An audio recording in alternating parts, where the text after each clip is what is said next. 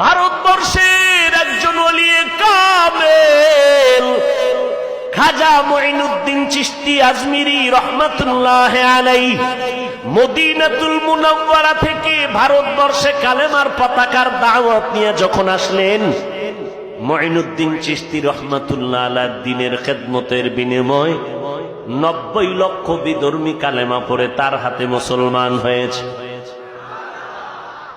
কষ্ট হইতেছে? তাহলে জোরে বলেন। মুঈনুদ্দিন মায়ের সামনে ঘুরে আর গর্ব করে হাসে।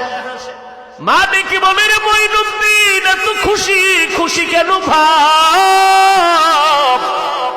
মুঈনুদ্দিন কয়, আম্মা জান আলহামদুলিল্লাহ, মনটা খুশি লাগে, আজ আমার হাতে এতগুলো মুসলমান হয়েছে বিধর্মী। মা কয়, বাহাদুরি করিস না, এটা তোর ক্রেডিট না, তোর কামিয়াবি না, এগুলোর পেছনে সব অবদান হলো আমি মায়ের।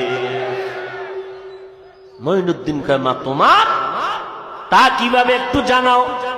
মা ডেকে বলে, রে মুঈনুদ্দিন, তুমি যখন আমার গর্ভে আনছো, আমি মা একটা রাত ঘুমাই নাই, আমি মালিকের দরবারে কান্না করেছি, ও দয়ার মালিক, মেহেরবানি করে আমার সন্তানকে তুমি তোমার খাস বান্দা হিসেবে কবুল করো।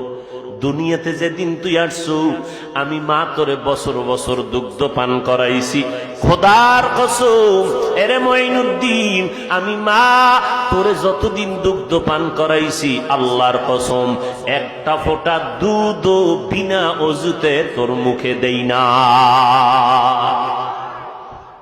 আপনার আমার আম্মা জানের কি হালাত?